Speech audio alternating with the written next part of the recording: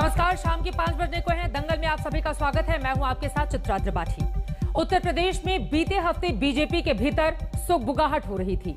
Party नेताओं के साथ संगठन की लंबी लंबी चर्चा हुई थी, लेकिन आज बीजेपी ने यूपी के मद्देनजर एक बड़ा फैसला कर लिया और वो फैसला है ब्राह्मण चेहरे जितिन प्रसाद को बीजेपी में शामिल कराने का। जितिन प्रसाद कभी राहुल गांधी के करीबियों में हुआ करते थे, कांग्रेस के बड़े युवा नेता थे, लेकिन पिछले कुछ महीनों से उनकी नाराजगी साफ तौर पर देखी जा रही थी। उन्होंने कांग्रेस संगठन में बदलाव की चिट्ठी पर हस्ताक्षर भी किया था। सवाल यह कि क्या जितिन प्रसाद को बीजेपी में लाने का फायदा बीजेपी को उत्तर प्रदेश में मिल सकेगा? क्या यूपी में क्षत्रिय बनाम ब्राह्मण की लड़ाई में जाति संतुलन बीजेपी साध सकेगी? दंगल की आज की बहस इसी पर होगी, लेकिन उसकी पहले यह रिपोर्ट देखिए।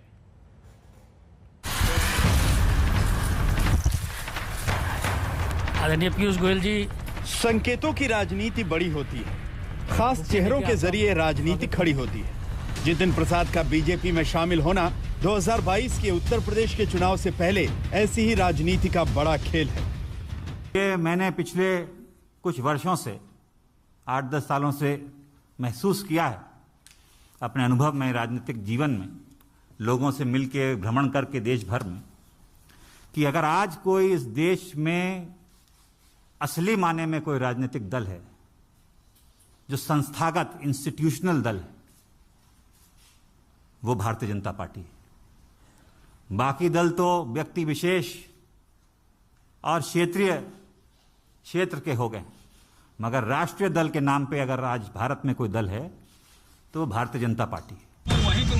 जितिन प्रसाद उत्तर प्रदेश के ब्राह्मण चेहरे हैं और अपने परिवार से तीसरी पीढ़ी के नेता हैं।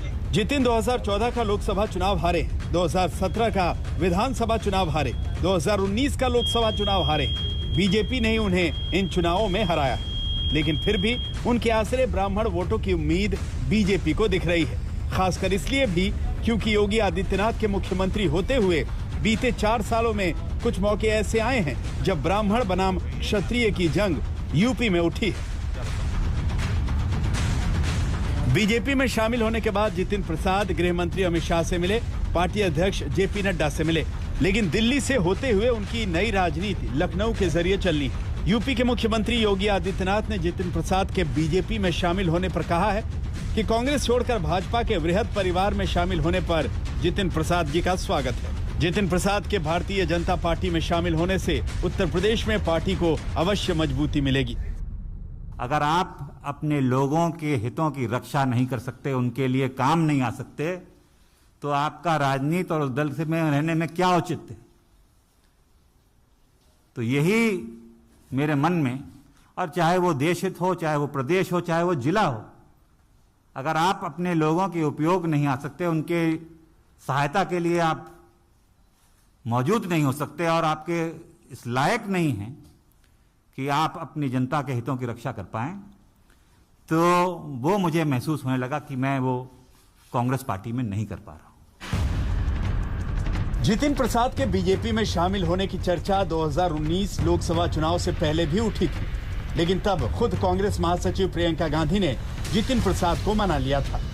लेकिन कांग्रेस की कार्यशैली से जितिन की नाराजगी दूर नहीं हो सकी। वो उन 23 नेताओं में शामिल थे जिन्होंने पिछले साल कांग्रेस अध्यक्ष सोनिया गांधी को चिट्ठी लिखकर कांग्रेस संगठन में बदलावों की मांग की थी।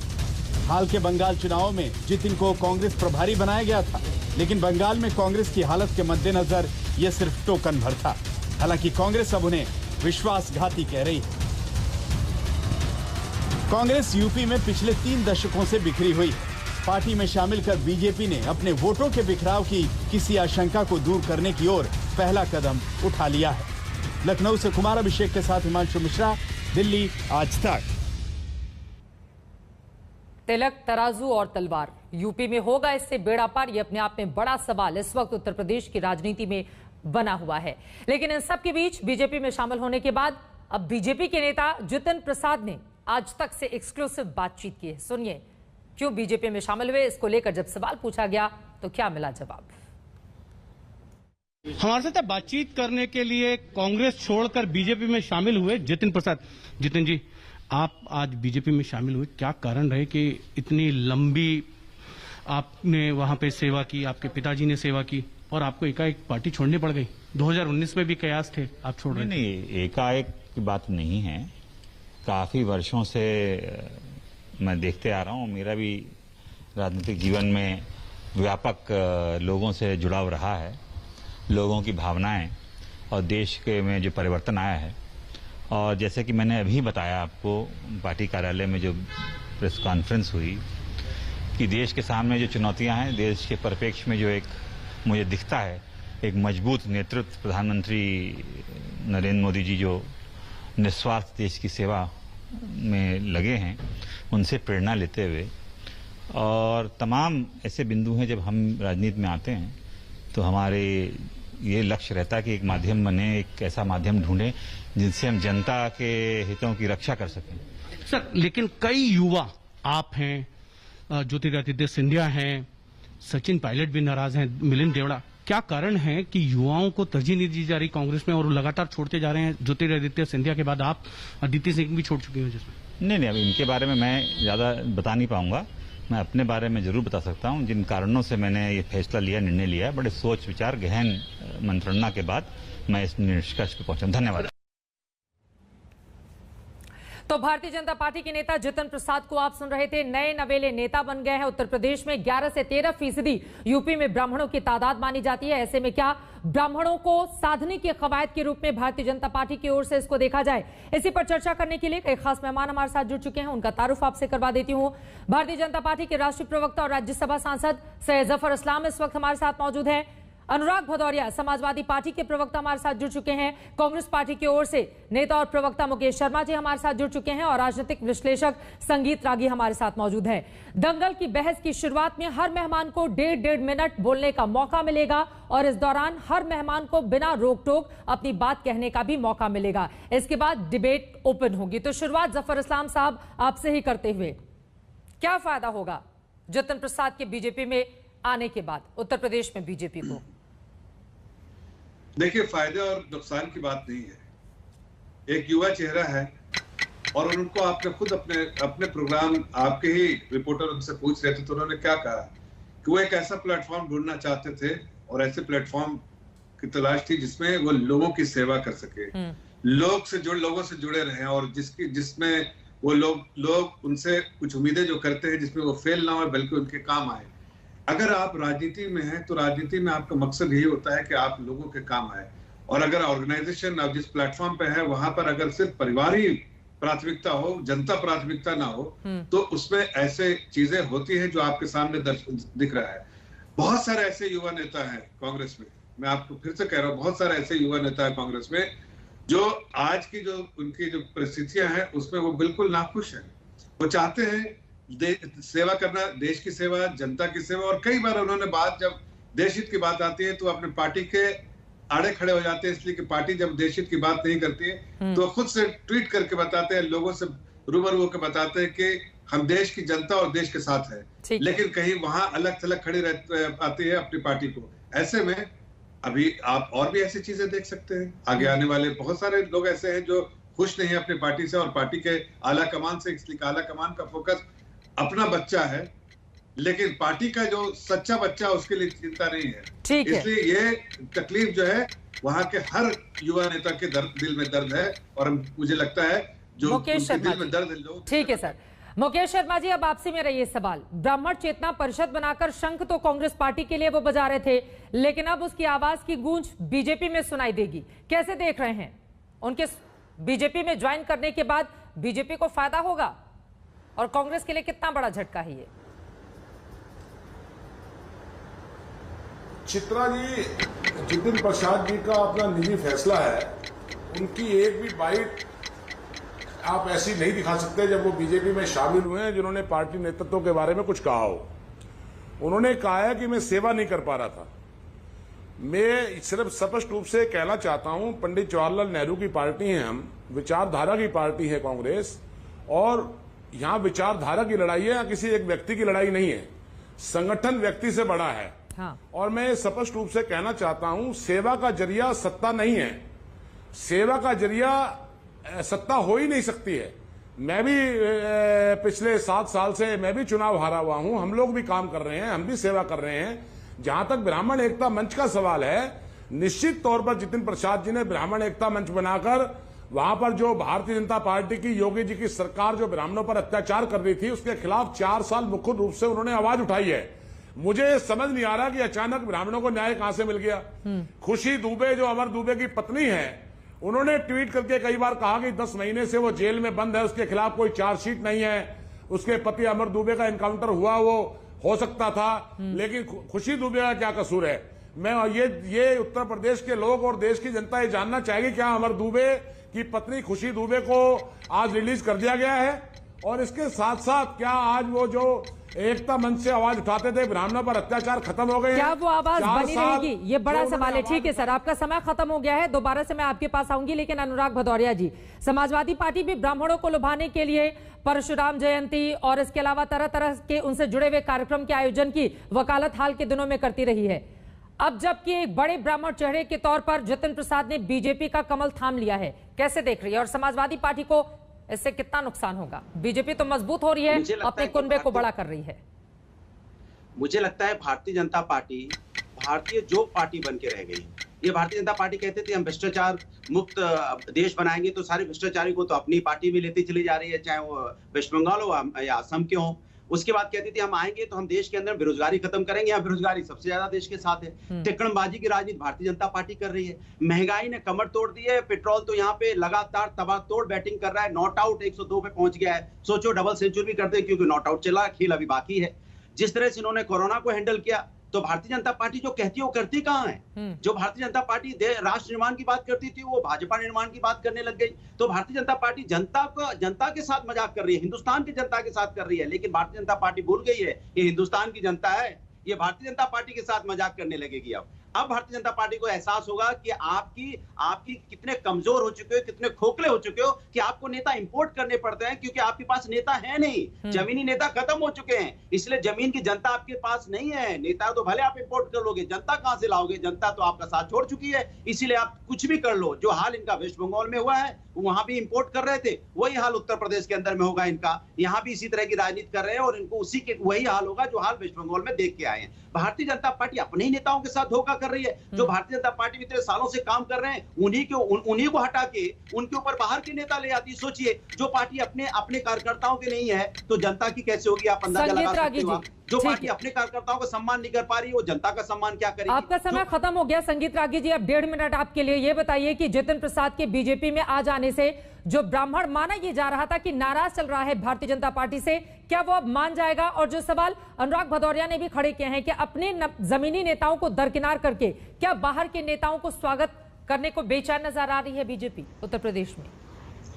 देखिए, संगठन में बाहर से कोई भी व्यक्ति आता है, यदि वो पार्टी की आइडियोलॉजी और विचारधारा के साथ काम करने के लिए तैयार होता है, तो निश्चित तौर पर पार्टी उससे मजबूत होती है। दूसरी बात, जो सबसे महत्वपूर्ण बात यह है कि जतिन प्रसाद का जाना, बाहर होना एक बहुत बड़ा मायने रखता है। इसका मतलब 2 है कि कांग्रेस के अंदर उत्तर प्रदेश की राजनीति में प्रियंका गांधी खेमा और राहुल गांधी खेमे के बीच में एक जबरदस्त टक्कर चल रही है, और राहुल गांधी का जो खेमा है वो बिल्कुल नाराज है, वो छोड़ करके जा रहा है। दूसरा बात, इसका एक यह भी अर्थ लगाया जा सकता है कि देखिए, राहुल गांधी के 4 सिपह सलाहकार युवा तुर्क सलाहकार थे, ज्योतिरादित्य सिंधिया, मिलिंद देवड़ा, इसके बाद सचिन पायलट और जतिन प्रसाद। एक एक करके चारों आज के दिन में राहुल गांधी से छिटक चुके हैं। ये ठीक है कि सचिन पायलट बाहर निकल करके पार्टी से फिर अंदर आ गए, लेकिन मिलिंद देवड़ा का यदि आप स्टेटमेंट देखें, चाइना के ऊपर स्टेटमेंट देखें और अन्य मुद्दों पर स्टेटमेंट देखें, तो राहुल गांधी से इतने बिफरे पड़े हुए हैं कि ट्वीट करके पब्लिक डोमेन में राहुल गांधी की नीतियों को क्रिटिसाइज कर डालते हैं। ठीक है, इसका मतलब ये है कि ये जो युवा तुर्क हैं, जिन्हें लगती थी कि कांग्रेस पार्टी के अंदर उनके संभावनाएं हैं, राजनीतिक संभावनाएं हैं, कांग्रेस पार्टी का भविष्य हो सकता है, एक प्रकार से उनको ये निश्चित हो चुके हैं वो राहुल गांधी के इतने नजदीक रहते हुए कि राहुल गांधी कभी भी कांग्रेस को... ठीक है सर, आपका समय खत्म हो गया है। अब डिबेट को मैं ओपन करती हूँ। एक दूसरे की बातों से अगर आप अपनी असहमति जताएंगे तो बीच में बोल भी सकते हैं और मैं उम्मीद करती हूँ कि सभी एक दूसरे का सम्मान करेंगे। लेकिन मुकेश जी, सबसे पहले आपके पास आते हुए, आप खुद ब्राह्मण चेहरा हैं, अपने आप को ब्राह्मण बताकर आप लोगों के बीच भी जाते हैं, ब्राह्मणों की आवाज भी बुलंद करते हैं। लेकिन जितिन प्रसाद आपका एक बड़ा चेहरा थे और उनका कांग्रेस पार्टी को छोड़कर बीजेपी में आने का मतलब समझते हैं आप? कांग्रेस पार्टी वैसे ही 30 सालों से सत्ता से बाहर है। बीते 5 चुनाव अगर हम देखें तो 1996 में आपको सबसे ज्यादा 33 के आसपास सीटें आई थी। कैसे लगाएंगे अपना बेड़ा पार? कांग्रेस पार्टी क्या करेगी उत्तर प्रदेश में? आपको समझ में आ रही है ये चीजें? एक एक करके बिछड़ते जा रहे हैं आपके नेता बारी बारी। बोलिए मुकेश जी। चित्रा जी, कांग्रेस संगठन चेहरा है, कोई व्यक्ति चेहरा नहीं है, पहली बात।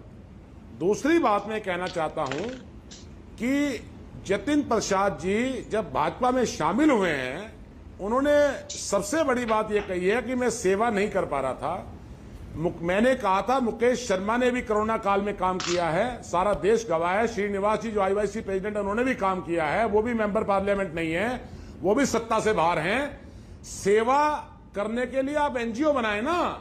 शासक के अंदर जो इंसान भारत सरकार में मंत्री रह जाए, जो इंसान लोकसभा का मेंबर रह जाए, सेवा करना एक निष्ठा का काम है। सेवा इच्छा शक्ति से होती है, सेवा सत्ता में बैठकर नहीं होती। दूसरी बात, संगीत रागी जी के मैं एक सवाल का जवाब जरूर देना चाहूंगा। उन्होंने प्रियंका जी और राहुल जी के बीच की कोई बात कही है। प्रियंका गांधी जी ने निश्चित तौर पर उत्तर प्रदेश के अंदर कांग्रेस पार्टी का जो छोटा कार्यकर्ता है, जो गली कूचे में गांव में उपेक्षा महसूस कर रहा था, उस कांग्रेस के कार्यकर्ता को कांग्रेस संगठन ने, प्रियंका जी ने प्रोत्साहित किया है और वो कांग्रेस के लिए कांग्रेस का झंडा लेकर आज सड़क पर आया है। मतलब प्रियंका गांधी ज्यादा, उसके पहले राहुल गांधी, उसके पहले सोनिया गांधी जी थी, उसके पहले तमाम और लोग थे, वो लोग उपेक्षा कर रहे थे। प्रियंका गांधी आई, फिर वो यूपी के कार्यकर्ताओं का ध्यान रखने लगी। सर आप आइए, लेकिन इस सवाल का जवाब। और जितिन प्रसाद ही क्यों? उसके पहले ज्योतिरादित्य सिंधिया, उधर मिलिंद देवड़ा है, इधर सचिन पायलट, बीती शाम वो अलग अलग जगहों पर इंटरव्यू दे रहे हैं कि मेरी सुनी नहीं जा रही है। मैं चित्रा जी, मुझे मौका दीजिए आप। मैं आपसे सवाल पूछ रहा हूं और संगीत रागी जी से, मिलिंद देवड़ा जी को मंत्री किसने बनाया था? बीजेपी ने बनाया था, कांग्रेस ने बनाया था। जितिन प्रसाद जी को भारत सरकार में मंत्री कांग्रेस ने बनाया था, बीजेपी ने बनाया था। मैं ये कहना चाहता हूं, कांग्रेस एक संगठन है और ये संगठन विचारधारा का संगठन है। दिखाई कहां दे रही है? उत्तर प्रदेश के अगर जमीनी हकीकत को हम देखें तो पता है 6.5% भी आपका वोट प्रतिशत नहीं था। ठीक है सर, मुकेश जी, जफर इस्लाम साहब आपकी बात का जवाब देना चाह रहे हैं, हाथ उठा रहे हैं। और कांग्रेस संगठन का सिपाही होना, ठीक है सर, जिसने आजादी की लड़ाई लड़ी हो, आजादी की लड़ाई जिसने लड़ी थी, उसके सिपाहियों को आप अपने पास भले लेकर जाइए। मैं कांग्रेस संगठन, ठीक है सर, मुकेश जी हो गया। मैं आ रही हूँ जफर इस्लाम साहब। जफर इस्लाम साहब, देखिए आप चित्रा जी, कितनी बार इन्होंने 2-3 बातें कही, रिपीट करते गए। मैं मुकेश शर्मा हूं, मैंने सेवा किया है। सेवा करने वाले इतने बार बार नहीं बोलते हैं, उनको जनता पहचानती है कौन सेवक है, कौन जो है वो जनता के सेवा नहीं बल्कि पार्टी और फर्स्ट फैमिली की सेवा करते हैं, ये जानते हैं। अरे आप सत्ता में रहकर सेवा नहीं होती जफर साहब। अरे सुन लीजिए, 1 मिनट, बीच में इतना चिल्लाइए मत। समझ में आ रहा हूं जो आप बोल रहे हैं, मतलब आप समझ रहे हैं कि लोग जा रहे हैं, उसके बारे में आप कह रहे हैं। बात मत करें। अरे मैं आपके सामने आपकी बात कर रहा हूं, आपको बीच में टोक टीका टिप्पणी नहीं कर रहे थे। आप ये टीका टिप्पणी मत कीजिए, सुनिए, खाली अपने बारे में सुनिए और अपने पार्टी के बारे में सुनिए। अगर कोई चीज अच्छी है तो उसको कौन खराब कहेगा? मुकेश शर्मा खराब कहेगा तो मानेगा कोई? जफर इस्लाम कहेगा तो मानेगा कोई? नहीं मानेगा ना। इसलिए अच्छी चीज को कौन गलत कहेगा? अगर आपकी पार्टी में अच्छे नेता और लीडरशिप होती है और जो फर्स्ट फैमिली है, परिवारवाद नहीं होता, जो बेटा के लिए इतना प्यार नहीं होता, तो कौन है भाई, चाहे कोई भी हो, वो ऐसा क्यों बोलता? हकीकत को मत आंख में पट्टी बांधने से, ठीक है, उनको तो हकीकत का पाठ पढ़ाएगा जफर साहब। लेकिन ये बताइए, ब्राह्मण जो नाराज हैं बीजेपी से, मान जाएंगे इनके आने से बीजेपी में? देखिए, हम लोग जाति पाति की राजनीति नहीं करती। भारतीय जनता पार्टी सेवा की राजनीति करती है। वो किस धर्म के, किस जात के हैं, उससे कोई लेना देना। वो एक युवा चेहरा है जो लोकप्रिय युवा चेहरा है और जन सेवा में उनकी रुचि है। जफर साहब, मेरे पास पूरी की पूरी लिस्ट पड़ी हुई है। जातिगत आधार पर किस तरह से साधने की कोशिश बीजेपी की ओर से लगातार वहां के लोगों को, वहां के वोटरों को की जाती रही है। जब उत्तर प्रदेश का मुख्यमंत्री योगी आदित्यनाथ को बनाया गया तो एक ब्राह्मण चेहरे को यूपी प्रदेश अध्यक्ष बनाया गया। जब उत्तर प्रदेश की कमान योगी के हाथों में चली गई तो उपचुनाव में उपेंद्र दत्त शुक्ला को उतारा गया गोरखपुर से, वो एक ब्राह्मण चेहरा थे। 2019 में जब वो जीत नहीं पाए और समाजवादी पार्टी जीत गई, उसके बाद 2019 में एक ब्राह्मण चेहरा रवि शुक्ल को उतारा गया। ये मीडिया कौन ठाकुर है, कौन और जाति पार्टी का है? अरे ये समाजवादी पार्टी में होता होगा कि यादव मुस्लिम ऐसा राजनीति करते होंगे। भारतीय जनता पार्टी में जो एक ही चीज है, विकास का तो नाम ही नहीं जानते। विकास होता क्या है? विकास और सेवा के अलावा, और ये चक्कर में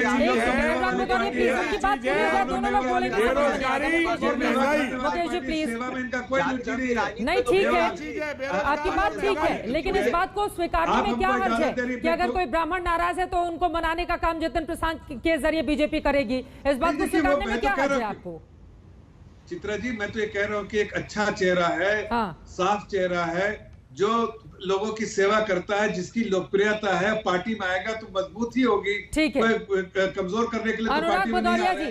जफर इस्लाम साहब का ये भी कहना है, और उनका ये भी कहना है कि ये जातिवादी वाली जो पार्टी है ना, वो समाजवादी पार्टी ही है, बीजेपी केवल सेवा करना जानती है। क्या है इस पर? देखिए, आपको भी इस बात पे हंसी आ रही होगी, आपने गिना भी दिया। भारतीय जनता पार्टी की तो टिक्की जाति धर्म पे है, विकास से तो उनको लेना देना नहीं। उनको पता भी नहीं विकास कहाँ रहता है, किस गली में कहाँ डुबो के आ गए, पता नहीं कौन से समुद्र में डुबोया है जाके 2014 में। अपनी जाने तो कहाँ है? और लोकतंत्र में कोई नेता बड़ा नहीं होता, जनता बड़ी होती है। जब तक जनता का वो पूछ रहे हैं एमवाई समीकरण किसका है, अनुराग भदौरिया जी? इसलिए आप जनता का सम्मान एमवाई समीकरण पर भी बोलिए ना थोड़ा सा। और सुनिए, अभी तो बंगाल में सुन तो लीजिए। अरे बात समाज के बारे में मैं आपको अरे मैं कह रहा हूँ, बंगाल में खेला हो गया और उत्तर प्रदेश में खदेड़ा हो गए। मुस्लिम और यादव समाज से हमारा कोई लेना देना, ये मैं नहीं कह रहा हूँ, तो सबके लिए कह दीजिए उत्तर प्रदेश के अंदर में। अरे आपको मैं बताता हूँ, सुनिए, आप मैं आपको इनका जवाब मैं देता हूं। उत्तर प्रदेश की जनता ने तय किया है जिस तरह से। अरे जनता अरे अनुराग भदौरिया जी, लेकिन दूसरे नेताओं को लाकर वो तो अपना कुनबा बड़ा ही कर रहे हैं ना। आपका जो कुनबा बड़ा था उसको जो आप लोगों ने काट कर छोटा कर लिया, उसमें कब सुधार कर रहे हैं ये बताइए। आप अपने कुनबे को कब सुधार रहे हैं ये बता दीजिए। अच्छा, मैं जवाब मैं कह रहा हूँ कि अच्छा मैं बोल दूं एक बार। जफर भाई एक बार रुक जाइए, मैं अपनी बात पूरी कर दूं। बोलिए। आप जो कहते हो करते तो हो नहीं। आप भ्रष्टाचार की कहते थे, देश को भ्रष्टाचार मुक्त करेंगे, तो आप भ्रष्टाचारी ले आए। आप वंशवाद की बात करते थे, जो कौन है भ्रष्टाचारी? अनुराग भदौरिया किसको बोल रहे हैं आप भ्रष्टाचारी लेकर आए? आप जनता की बात करते हो, इसलिए तो कह रहा हूँ ना, जनता ने तय किया कि उत्तर प्रदेश में बीजेपी का खदेड़ा होवे, तो आपको खदेड़ना तय है। कितनी भी ज्यादा धर्म की राजनीति कर लो, जब तक आप विकास की बात नहीं करोगे, जनता की समस्या का समाधान खदेड़ा होबे मतलब बंगाल से आप लौटे हैं तो वहाँ के खेला होबे की तर्ज पर देखिए कह रहे हैं कि खदेड़ा होबे बीजेपी का। बोले जफर इस्लाम साहब, इसके बाद में संगीत रागी आ रही हूँ। ठीक है, बस मैं देखिए बीजेपी का खदेड़ा होबे 2022 में यूपी से। देखिए, मैं दो बातें कहना चाहता हूँ। इनसे आपसे इतना पूछ लिया, क्या ये मुस्लिम यादव जो समीकरण की दुहाई देते हैं बार बार, ये कह दे आपके चैनल पे कि मुस्लिम मुझे नहीं चाहिए, कह दे, और यादव नहीं चाहिए। मैं आपको हकीकत बताता हूँ, मुख्यमंत्री चाहिए। मैं बोलूं, अरे सुन लीजिए, अरे सुन मेरी बात पूरी अरे पूरी बात हो जाएगी। चाहे मुसलमान भाई हो, चाहे हिंदू भाई हो, चाहे दलित भाई हो। अच्छा, तो फिर ये बताइए, चाहे सिख सुनिए चित्रा जी, मुझे भारतीय जनता पार्टी की तरह हम यहाँ पे मेरे बात रख लो ना, मैं पूरा काम हिंदुस्तान को आगे ले जाने की बात सुन लीजिए। और हिंदुस्तान अरे आप आगे लगे, जितने पीछे आपने कर दिया प्रदेश को, उसको आगे ले जाने का काम हम कर रहे हैं, जो आपने नहीं करना चाहते। हम हिंदुस्तान की राजनीति करते हैं, हिंदुस्तान को आगे ले जाने की बात करते हैं। वो तो पूरा देश, वो पूरा प्रदेश करते हो। बस फर्क आपका हम में इतना है कि हम हिंदुस्तान की बात करते हैं, आप व्यक्ति विशेष की बात करते हो। चित्रा जी, मुझे 10 सेकंड दीजिए। देखिए, आवाज अगर ऐसे तो मैं ठीक है जफर इस्लाम साहब जल्दी से अपनी बात रख लीजिए, मुझे ब्रेक पर जाना है। एक संगीत रागी से मिलेंगे जफर इस्लाम साहब। ठीक है अनुराग भदौरिया जी, जफर इस्लाम जी। देखिए, मैं अनुराग जी मैं बीच में टीका टिप्पणी नहीं कर रहे, इसलिए अगर ये करेंगे तो फिर पूरा डिबेट में मैं ऐसे ही करूंगा। नहीं, आपकी बात मान के मैंने नहीं टोका। सुनिए, मैं सिर्फ इतना कह रहा हूँ कि इनसे पूछिए कि आप, अरे सुनिए तो सही, आप जरा जाके देखिए कि 2012 से 2017 के बीच में जब उनकी सरकार थी, मैं चैलेंज करता हूं कि रिकॉर्ड उठा के देखिए कि कितने यादव को पुलिस SHO बनाया गया, कितने यादव को डिस्ट्रिक्ट कलेक्टर बनाया गया, ये जरा देखिए, और कितने मुस्लिम को। आपको कोई ठाकुर नहीं मिलेगा। अरे आपको कोई ठाकुर नहीं मिलेगा, आपको कोई ठाकुर नहीं मिलेगा। मैं रिकॉर्ड चैलेंज कर रहा हूं, जरा दिखाइए। आपको बताओ, कुल मिलाकर आप दोनों बता कह रहे हैं सर, आप कह रहे हैं कि आपको कोई ठाकुर नहीं मिलेगा, वो कह रहे हैं आपको कोई यादव नहीं, मतलब कुल मिलाकर आ गए ना जाति पर। विकास की बात करते करते आखिर इतनी बड़ी बड़ी पार्टियां जातियों पर क्यों आ जाती हैं, ये अपने आप में बड़ा सवाल है। संगीत रागी जी, मैं फौरन आपके पास आऊंगी, चूंकि मुकेश शर्मा जी ने भी आपसे सवाल पूछे हैं, और सवाल ये भी है कि सेवा का माध्यम राजनीति के जरिए ही है, या जैसे मुकेश शर्मा दावा कर रहे हैं कि बिना राजनीति में आए ही अलग तरीके से संगठन बनाकर वो लोगों की सेवा कर रहे हैं। लेकिन इन सब के बीच उत्तर प्रदेश में जो जाति है वो जाति क्यों नहीं? और ब्राह्मण एकता परिषद, जिसके जरिए यूपी सरकार के खिलाफ लगातार अपनी आवाज जितिन प्रसाद बुलंद करते रहे, अब उस परिषद का क्या होगा? यहीं से चर्चा में आगे बढ़ेंगे। एक बहुत छोटे से ब्रेक के बाद फौरन लौटेंगे। चर्चा लगातार जारी है, कहीं जाएगा मत, आप देखते रहिए आज तक।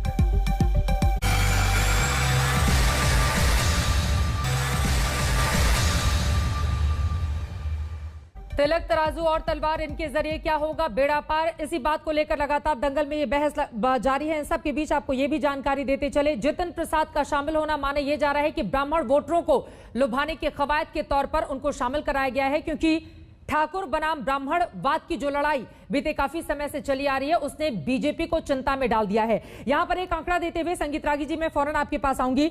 देखिए, ब्राह्मण वोटर किस तरह से बीजेपी के साथ रहा है। विधानसभा की बात करें, 2007 में 40% ब्राह्मणों ने वोट किया, 2012 में 38%, 17 में 80% ब्राह्मणों ने वोट किया था, और यहां पर लगातार टीवी स्क्रीन पर हम आपको दिखा भी रहे हैं। इसके अलावा लोकसभा चुनाव की बात करें, 2014 में 72% ब्राह्मणों ने, और 2019 में उससे भी 10% ज्यादा 82% ब्राह्मणों ने वोट किया, जिसके बाद हम सब जानते हैं 14, 17 और 19 का चुनाव किस शानदार तरीके से उत्तर प्रदेश में बीजेपी जीत कर आई। ऐसे में संगीत रागी, मेरा आपसे यह सवाल है, जितिन प्रसाद चूंकि एक बड़ा चेहरा देश के परिप्रेक्ष्य में है, लेकिन बीते 3 चुनाव, चाहे 14 की बात करें, 17 की बात करें, 19 की बात करें, वो खुद हार रहे हैं। ऐसे में क्या वो खेवनहार बन पाएंगे ब्राह्मण वोटरों के मद्देनजर यूपी बीजेपी के लिए? देखिए, बाय एंड लार्ज यदि आप देखेंगे तो ब्राह्मण वोट और क्षत्रिय वोट ये नया शिगुफा है। मुझे लगता है कि इस रूप से हम राजनीति को नहीं देखना चाहिए। उत्तर प्रदेश की जहां तक राजनीति है, इसमें कोई दो राय नहीं है कि समाजवादी पार्टी ने माई कॉम्बिनेशन को, लालू प्रसाद यादव का जो सक्सेस स्टोरी था उसको ध्यान में रखते हुए उन्होंने बढ़ाया। दूसरी बात, मायावती जी ने जो बहुजन का जो कॉन्सेप्ट था उसमें फिर उन्होंने ब्राह्मणों को इंक्लूड किया। वैसे इसके कारण एक जातीय पोलराइजेशन उत्तर प्रदेश की राजनीति में हुई थी, लेकिन जो पिछली दफा जो भारतीय जनता पार्टी की विजय है उसमें जातीय फैक्टर नहीं है। नरेंद्र मोदी जी एक ऐसा फैक्टर थे जिन्होंने ये जातीय घेरे के जातीय परिधि को तोड़ दिया था। यही कारण है कि भारतीय जनता पार्टी किसी 72% ब्राह्मण और 74% राजपूतों के बेसिस पर कोई इतनी बड़ी विजय लेकर के आए। 22 का चुनाव तो योगी जी के चेहरे और उनके कामकाज के आधार पर होना है ना संगीत रागी जी? देखिए, मैं कह रहा हूँ, योगी जी ने बहुत ही अच्छा गवर्नेंस उत्तर प्रदेश में दिया है। कई बार ऐसा होता है कि सोशल कोएलिशन को लेकर के, सामाजिक समीकरण को लेकर के एक बार र्यूमर चलता है तो हम लोग इसे इसको कहते हैं कि एक नेटवर्क चल जाता है ब्राह्मण वर्सेस। मुझे नहीं लगता है कि वहाँ की उत्तर प्रदेश की राजनीति में ब्राह्मण वर्सेस है। क्या उत्तर प्रदेश के भारतीय जनता पार्टी के पास कोई ब्राह्मणों के नेता पहले से एस्टैब्लिश नेता बहुत सारे हैं। मैं सिर्फ इतना कहूंगा कि हाँ, जतिन प्रसाद जैसा व्यक्ति है, उससे कांग्रेस का बहुत बड़ा डैमेज होने वाला है। मतलब बीजेपी को जितना फायदा हो ना हो, कांग्रेस का बड़ा डैमेज होने वाला है। मुकेश जी, और आपका डैमेज तो बीते 30 सालों से है उत्तर प्रदेश में। और जरा आप भी अपने लिए आंकड़ा सुन लीजिए, 2017 में 7 सीटें, अभी ये 4 साल पहले की बात है।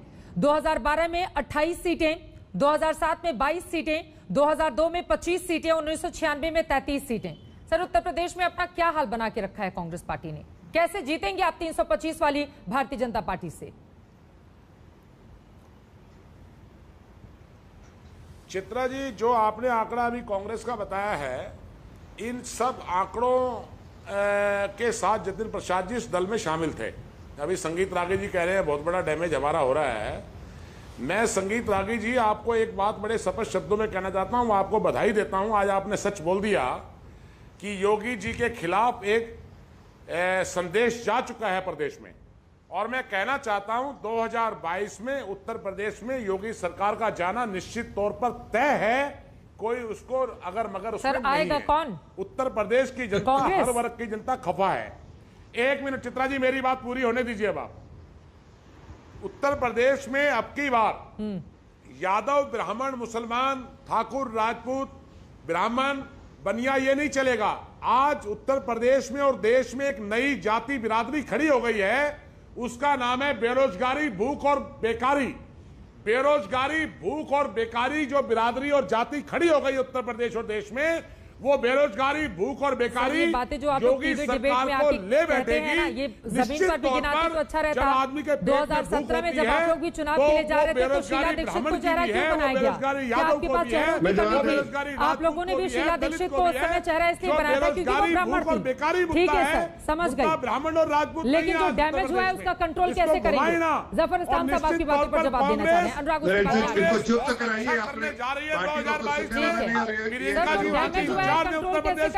योगी सरकार का जाना तय है। जो डैमेज हुआ है कंट्रोल कैसे करेंगे? और योगी सरकार जाएगी तो कांग्रेस आएगी क्या? 6.5% वोट शेयर है आपके और उनके 40% के आसपास। कौन आएगा फिर बताइए आप? चित्रा जी, कोई डैमेज नहीं हुआ है। मैंने कहा है संगठन बड़ा है, व्यक्ति बड़ा नहीं है। जतिन प्रसाद जी गए, उनके साथ जो कांग्रेस के कार्यकर्ता थे वो सब कांग्रेस के अंदर हैं। और जो हमारी पहले हालत थी उस वक्त तो जतिन प्रसाद जी कांग्रेस पार्टी का हिस्सा थे। मैं ये कहना चाहता हूं, प्रियंका जी वहां की जनरल सेक्रेटरी इंचार्ज हैं। कांग्रेस पार्टी बहुत अच्छे तरीके से तो प्रियंका जी को बना दीजिए चीफ मिनिस्टर का चेहरा और बोलिए कि योगी के सामने यही होंगी और इन दोनों में मुकाबला होगा। जफर इस्लाम साहब, लेकिन वो कह रहे हैं एक व्यक्ति के जाने से कोई फर्क नहीं पड़ता कांग्रेस पार्टी को, उसके बाद संगठन है और संगठन मजबूत भी हो रहा है उत्तर प्रदेश में और आपकी सरकार जाएगी। देखिए, एक बात आपने एक कहावत सुनी होगी चित्रा जी, बहुत बार अनेक बार सुना होगा कि जो खाली बर्तन है जो बहुत आवाज करता है। मुकेश जी को ऐसे लग रहा है, अरे एक हर जगह से खाली हो रहे हैं वो और फिर भी आवाज कर। सुन लीजिए, अभी आप बीच में आपके नहीं बोला, मैं सुन रहा था। अरे जफर साहब, देश में चर्चा तो ये भी है, योगी और मोदी जी के बीच तनाव है। अरे देश में चर्चा तो ये है कि मोदी जी ने योगी जी को जन्मदिन की बधाई दी। आपके मोदी जी योगी जी से नाराज हैं, आपके मोदी जी उत्तर प्रदेश सरकार से नाराज हैं और आप क्या बात करते हैं? जफर इस्लाम साहब, उनकी बात तो सुन लीजिए। एक सेकंड मुकेश शर्मा जी, उनकी बात तो सुनिए। आपके लोग छोड़ छोड़कर आपको जा रहे हैं और उनकी पार्टी को लेकर चर्चा क्या चल रही है इस पर आपकी ज्यादा नजर है। ठीक है मुकेश जी, ठीक है मुकेश जी, अपने कुनबे को भी तो संभालिए। बीजेपी में कुछ ज्यादा ही देखेंगे आप तो अपने कुनबे को संभाल नहीं पाएंगे और सभी चले जाएंगे। उसका ध्यान रखिए। जल्दी से जफर इस्लाम साहब अपनी बात पूरी कीजिए। मैं ये समझ नहीं पा रहा। अरे खुशी का एक विशाल पार्टी है, ये मुझे मालूम नहीं। अगर आपका मिशन है कि आप ऐसे ही खत्म करना है तो अब तो वैसे हमारा भारत बुक हमने 90% काम कर दिया था। बाकी आपकी पार्टी के अंदर वाले लोग बस परिवार हमारा साथ दे रहे। आपका मिशन है देश में, आपने देश को बेरोजगारी में धकेल दिया। हमारा मिशन है आज देश का नौजवान जो जेल और बेल पे कर आपको आज देश में बेरोजगारी, भूख और बेकारी है। लाखों लोग मर चुके हैं। गंगा किनारे जो लाशें पड़ी थी आप अपने जितना भी नाटक कर लीजिए, वहाँ पर आपको कोई पूछने वाला, आप बैसाखी वाली पार्टी है, आपको बैसाखी चाहिए। अरे बैसाखी, अरे बैसाखी वाली पार्टी है, आपको बैसाखी के साथ आप कहाँ बिना बैसाखी के चल सकते हैं? लोग बेड और ऑक्सीजन ढूंढ रहे थे। अरे किस जगह बिना बैसाखी के चल सकते? अरे बताइए तो, बिना यही तो सवाल है ना मुकेश शर्मा जी कि मौजूदा दौर में अगर हम देखें तो बीजेपी को लेकर तमाम तरह के सवाल खड़े हुए, उसके बावजूद आपके नेता बेहतर विकल्प बीजेपी को ही मान रहे हैं। उनकी ओर से साफ साफ कहा गया है कि देश हित में काम करने वाली पार्टी सिर्फ बीजेपी है, बाकी पार्टियां व्यक्ति विशेष पर चलती हैं या क्षेत्रीय दलों के हिसाब से चलती हैं। उनके निजी विचार हैं, जतिन प्रसाद जी के निजी विचार हैं। अनुराग भदौरिया, सबके निजी विचार हैं। अपने आप में झांकिए नहीं, वो आपको आईना दिखा रहे हैं, आप कह रहे हैं वो उनके निजी विचार हैं। अनुराग भदौरिया, लेकिन विकल्प समाजवादी पार्टी बन पाएगी क्या? ये भी तो सवाल खड़े हो रहे हैं ना। वो तो लगातार दूसरों को जोड़ने का काम कर रहे हैं, आप क्या कर रहे हैं उत्तर प्रदेश में? किस आधार पर जीतेगी चित्रा जी, और इस चुनौती बात को- देगी बीजेपी को समाजवादी पार्टी? चित्रा जी, इस बात को जान जाइए कि भारतीय जनता पार्टी अगर परेशान हो रही है तो उस बात का एहसास है कि पंचायत में वो हार चुकी बुरी तरह। योगी का चेहरा उत्तर प्रदेश में नहीं चलने वाला, ये बीजेपी जान चुकी है। बीजेपी ने हार पहले ही मान ली है, क्योंकि अब बीजेपी को नेता इंपोर्ट करने पड़ रहे हैं, क्योंकि उनके पास नेता का टोटा पड़ गया है। नेता नाम की कोई चीज उत्तर प्रदेश में बची नहीं। अगर बची होते तो आप अयोध्या जैसे नहीं हार जाते। अयोध्या हार गए आप, बनारस हार गए आप, त्रिवेणी हार गए, लखनऊ हार गए, काशी मथुरा सब तो हार गए आप। वो ये पंचायती चुनाव थे जो जनता गांव की देती है। मैं बार बार कह रहा हूँ, जनता सबसे बड़ी होती है, जनता से बड़ा कोई नहीं है। नेता कहीं से भी आप ले आओ, लेकिन जनता ही तो सरकार बनाएगी ना। और जनता ने, उत्तर प्रदेश की जनता ने तय किया है कि इस बार भारतीय जनता पार्टी का उत्तर प्रदेश से खदेड़ा होवे, जो मैं पहले ही बोल चुका हूँ आपको। इसलिए ये परेशान है, इसलिए इनके संगठन के अंदर में मीटिंगें चल रही है। भूल गए कि उत्तर प्रदेश में लोग कोरोना से परेशान बेचारे, उनकी मौतें हो रही, भूल गए। वो 2022 के चुनाव की चिंता में लग गए, वो संगठन की मीटिंगों में लग गए, वो प्रचार में लग गए। उन्हें इस बात की चिंता ही नहीं है कि उत्तर प्रदेश की जनता अभी भी कहरा रही है, बेरोजगारी से कहरा रही है, आत्महत्या कर रही है। शाहजहांपुर में आप सोच ले, शाहजहांपुर में तो एक परिवार के ने, छोटे बच्चे ने और 2 बच्चे ने, माँ बाप ने सुसाइड कर लिया आर्थिक तंगी से आके। सोचिए, आप शाहजहांपुर की घटना बता रहा हूं मैं, तो आप अंदाजा लगा सकते हैं कि उत्तर प्रदेश में किस तरह की भयावह स्थिति है और बीजेपी किस तरह से परेशान है। वो सारे सुबह से लेकर शाम तक कैसे नेता इंपोर्ट वहाँ की जनता समझ गई है नेता इंपोर्ट करने झूठ का फरेब और लोगों को गुमराह करने के लिए लोगों को चाहते नहीं थे कि वैक्सीन लगा के सुरक्षित हो, वो चाहते थे कि लोग सुरक्षित न रहे। पश्चिम बंगाल में आपने जो सवाल उठाए उसी से जुड़ा हुआ मेरा अगला सवाल आपके लिए छोटा सा। बीजेपी अगर इस तरह की स्थिति में लगातार लिप्त है, वो कोई काम नहीं कर रही है, उसके बावजूद जो दूसरे नेता हैं पार्टियों को छोड़ने वाले, वो बीजेपी को ही अपना विकल्प क्यों मान रहे हैं? वो समाजवादी पार्टी क्यों नहीं ज्वाइन कर रहे हैं? यहाँ पर बता रहे हैं कि देश हित में काम करने वाली और प्रदेश के लिए काम करने वाली सिर्फ एक ही पार्टी है, बीजेपी। करने की कोशिश कर रहे थे। ये इम्पोर्टेंट बात है, समाजवादी में वही आएगा जो जनता की बात नहीं चाहते हैं जो नेता समाजवादी में आएगा, वो समाजवादी मतलब जनता की समस्या का समाधान करने वाला। हमारे यहाँ पे इम्पोर्टेड नेता नहीं आते, हमारे यहाँ जमीनी नेता आते हैं जो गाँव में रहते हैं, कस्बों में रहते हैं, जनता के बीच में रहते हैं। जो दिल्ली में रहते हैं समाजवादी में नहीं रह सकते। समाजवादी में तो 24 घंटे काम पड़ता है, जनता की सेवा करना पड़ता है। वो कहां से कर पाएंगे? एक करके प्लीज, ठीक है, आप अपनी बात खत्म कीजिए जफर साहब, उसके बाद वाले हमारे नेता हैं, ठीक है, सुबह से लेकर शाम तक जनता के बीच में रहते हैं। इसलिए भारतीय जनता पार्टी को ऐसा लगता है कि हम नेता इंपोर्ट करके सत्ता बना लेंगे, तो पश्चिम बंगाल में उन्होंने देख लिया है। आप नेता इंपोर्ट करके अगर सरकार बनाने का ख्वाब संजोए बैठे हैं तो बंगाल आपके लिए सबक है, और अब तो बहुत सारे लोग वहां पर वापसी भी करने को बेताब नजर आ रहे हैं बंगाल में। जफर साहब देखिए चित्रा जी, हर जगह अलग अलग ये बंगाल में हम 3 से 75-77 तक गए हैं। यहाँ पर जो है हमने 327 सीटें पा ली है। अब इनको जमीन पे जो है लाके वहाँ की जनता ने खड़ा कर दिया। जिन जनता की दुहाई दे रहे हैं, जिन जनता की दुहाई दे रहे हैं, तुम लोग हमारे बच्चे मर गए, इसलिए प्रभु राम ने आपको अनुराग भदौरिया एक बार सुन लीजिए। फिर वहाँ बाबा काशी ने भी आपको हरा दिया। बोला आप इनको क्यों बनाती है? ये आदमी अकल से पैदल आदमी जो है, ये चुप रहता नहीं। भागो यहाँ से, सुन लीजिए, सब व्यक्तिगत टिप्पणी नहीं। अनुराग भदौरिया प्लीज, अनुराग भदौरिया प्लीज, ठीक है सर, ये इनको मान सम्मान से डिबेट।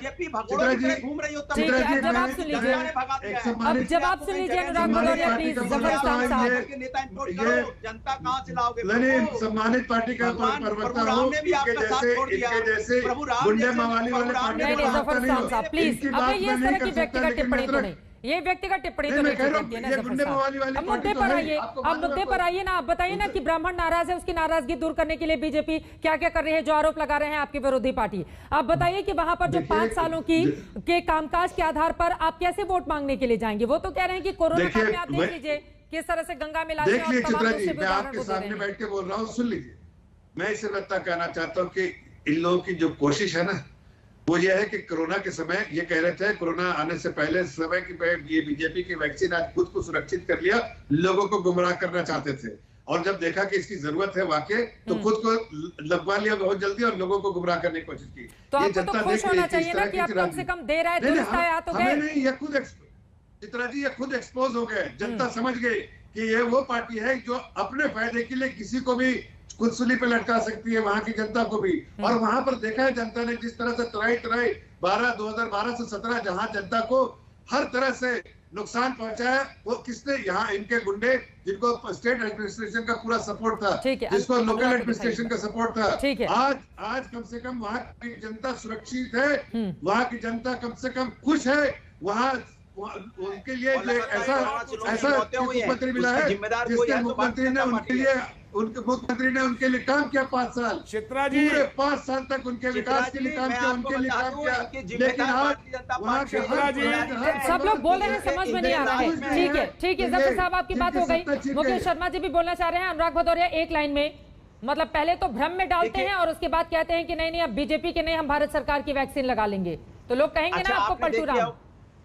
अच्छा, आपने देख लिया होगा ना, भारतीय जनता पार्टी के पास कोई शब्द ही नहीं है, वो जनता की बात ही नहीं करते। कभी नहीं आपने देखा होगा कि जनता की समस्या की बात करते, कभी ये जनता की बेरोजगारी की बात करते हैं, कभी जनता की महंगाई की बात करते हैं, उनकी कमर टूट गई है, कोरोना की मौत की कभी बात करेंगे? नहीं बात करेंगे। जनता की बात करेंगे क्योंकि जनता के बीच में नहीं है। जनता को उन्होंने मरने के लिए छोड़ दिया, जनता के सांस के लिए तड़प के मर गई, एक ऑक्सीजन सिलेंडर तक नहीं मिला। इसकी नाकामी की वजह से, भारतीय जनता पार्टी की नाकामी की वजह से आप जनता की मौत के जिम्मेदार हैं। जनता की समस्या की बात नहीं करोगे, हमले पे बात करोगे। आप भारतीय जनता पार्टी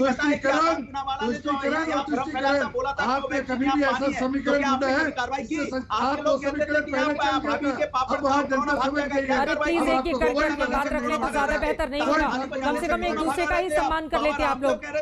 ठीक है सर, मेन मुद्दे पर रहते तो मुझे ज्यादा अच्छा लगता। क्लोजिंग कमेंट जल्दी से मुकेश शर्मा जी, क्लोजिंग कमेंट।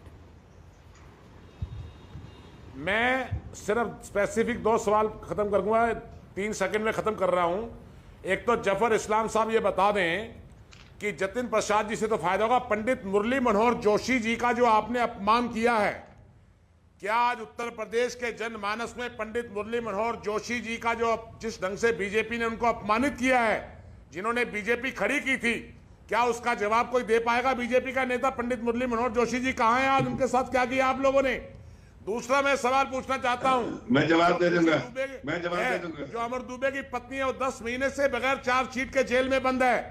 क्या जो ब्राह्मण एकता मंच के लिए आवाज उठा रहा था, क्या वो आवाज उठाएगा? और तीसरी बात मैं ये पूछना चाहता हूं कि उत्तर प्रदेश के अंदर जब गंगा किनारे लाशें पड़ी थी तो आपका प्रशासन और शासन क्या कर रहा था? साहब जल्दी से सर, जल्दी से। ठीक है सर, जफर साहब जल्दी से। बस सर, हो गई बेरोजगारी है, उत्तर प्रदेश का बेरोजगार ढूंढ रहा है आपको, बेरोजगारी दूर करने के लिए उत्तर प्रदेश में क्या कर रहे हैं? वक्त की हमारे पास इतनी ही कमी थी, वक्त की इजाजत हमें आगे बढ़ने के लिए नहीं देता है, लेकिन अपने आप में बहुत सारे सवाल मुकेश जी जो आप खड़े कर रहे हैं। लेकिन कहते हैं कि एक उंगली जब हम सामने वाले पर उठाते हैं तो 3 खुद के ऊपर इशारा करती हैं और ये बताती हैं कि भीतर झांक कर देखने की जरूरत है। अगर आपका कुनबा छोटा हो रहा है, बीजेपी का बड़ा हो रहा है, तो आप देखिए कि कमी कहां पर रह गई कि नेता बारी बारी से आपको छोड़ रहे हैं और बीजेपी का दामन थामते हुए चले जा रहे हैं। लेकिन ये तमाम नेता बीजेपी को कितना फायदा पहुंचा पाएंगे 2022 में, ये देखना रहेगा काफी ज्यादा महत्वपूर्ण। एक छोटे से ब्रेक के बाद हम फौरन लौटेंगे। जनता के जवाब क्या सामने आए हैं आज के सवाल पर बताएंगे। ब्रेक के बाद कहीं जाएगा मत, आप देखते रहिए आज तक।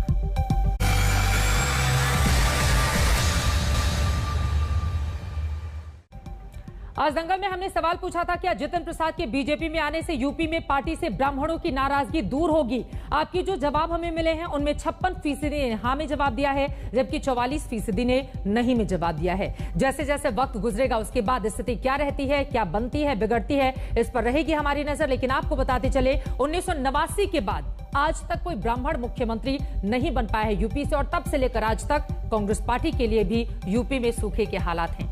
ऐसे में कैसे लड़ेगी बीजेपी जैसी बड़ी पार्टी से कांग्रेस, ये अपने आप में बड़ा सवाल है। इसी के साथ दंगल में आज के लिए बस इतना ही। देश और दुनिया की बाकी खबरों के लिए आप देखते रहिए आज तक।